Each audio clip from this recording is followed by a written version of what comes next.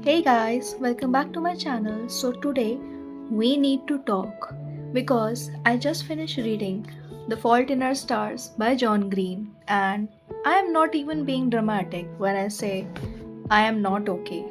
This book didn't just made me cry, it made me stare at the ceiling like I lost someone. It's not just a romance, it's grief, pain, love, and meaning all packed into one story that stays with you. So, yeah, spoiler warning, and grab some tissues. And also, if you like book reviews and stories that absolutely ruin you in the best way, hit that subscribe button because we suffer and heal together here. Okay, so let's get into it. So, The Fault in Our Stars follows Hazel Grace Lancaster.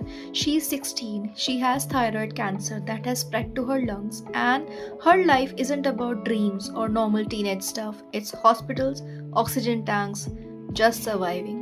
Her parents force her to go to this cancer support group because they are scared she is disappearing emotionally, and that's where she meets Augustus Waters. And the second he enters the story, you already know, oh, this boy is going to destroy me. They both bond over books, dark humor, and the fact they both understand death way too young. They fall in love, they go to Amsterdam, and then the book does what it does the best, it breaks you. Let me tell you a little about Hazel. She is honestly one of the most real protagonists ever. She is not written like some inspirational, strong, sick girl trope. She is sarcastic, smart, and exhausted. She says that this line early on that depression is not a side effect of cancer, depression is a side effect of dying. And I remember reading that and just pausing, like, oh, so we are doing emotional damage immediately. Hazel calls herself a grenade. She says, I'm a grenade and I'm going to blow up at some point. She doesn't want to get close to people because she thinks her death will ruin them. That's her tragedy. She is alive, but she is already grieving herself. And then there's Augustus Waters. He is charming, dramatic, kind of a walking metaphor. He wants his life to mean something. He says that I want to leave a mark. Augustus doesn't fear dying, he fears being forgotten. Even his cigarette metaphor is so him. You put the killing thing right between your teeth, but you don't give it the power. He is trying to pretend that he has control over something uncontrollable, and one of his softest line is, grief doesn't change you, Hazel, it reveals you. Like, excuse me, sir, I'm trying to breathe here. Hazel tries not to fall, but love doesn't care about logic. She says, I fell in love the way you fall asleep, slowly and then all at once. And that line is iconic because it's true. Their love isn't some fairy tale, it's two people choosing each other while knowing the time is cruel. What truly connects Hazel and Gus is Hazel's favorite novel, An Imperial Affliction by Peter Van Houten. It is unfinished, haunted, and mysterious. Hazel loves it because it mirrors her biggest fear, what happens when life doesn't give you an ending. Gus reads it for her. They bond over it. Stories literally bring them together. We also have Isaac, their best friend.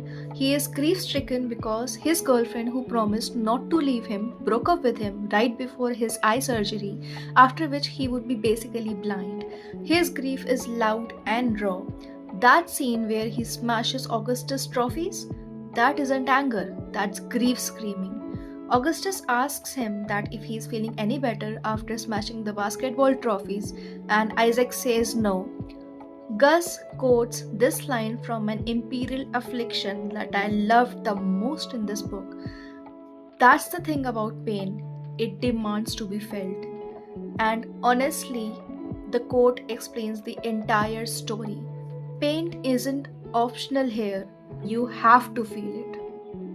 Gus uses his wish to take Hazel to Amsterdam to meet the author Peter Van Houten. Hazel thinks this will give her closure, but when they finally meet him, he is bitter. cruel, and broken. And it's such a gut punch because Hazel realizes sometimes you don't get answers. Sometimes your heroes are just human disasters. Pain doesn't automatically make people wise, sometimes it makes them bitter. And then comes the Anne Frank house scene. Hazel and Gus kiss in the public place filled with history and grief, and everyone claps. It's such a strange, beautiful moment. Love existing inside tragedy, like even in the darkest places, people still choose tenderness. And then the book truly destroys you. Augustus' cancer comes back. Suddenly, Hazel isn't the grenade, he is. And John Green drops the harshest truth. The world is not a wish granting factory. Like, okay, thanks, I am devastated.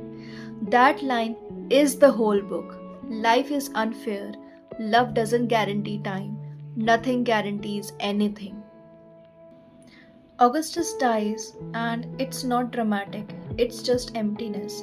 And honestly, after Gus's death, the title Fault in Our Stars hits so hard because you finally understand what it means, that the tragedy isn't in the stars or fate or the universe, it's in the unfairness of being human. At his funeral, Hazel is drowning in loss, and afterwards, Peter Van Houten finally says this line: Omnis cellula a cellula. Every cell comes from another cell, like we are made from what we are loved and what we have lost. And then comes the letter that completely ruins you because it isn't just a goodbye. Gus wrote something for Hazel before his death, and she goes spiraling to find out what it was. At last, she found out the letter via Ledwills, Peter's ex assistant, that Augustus wrote to Peter Van Houten.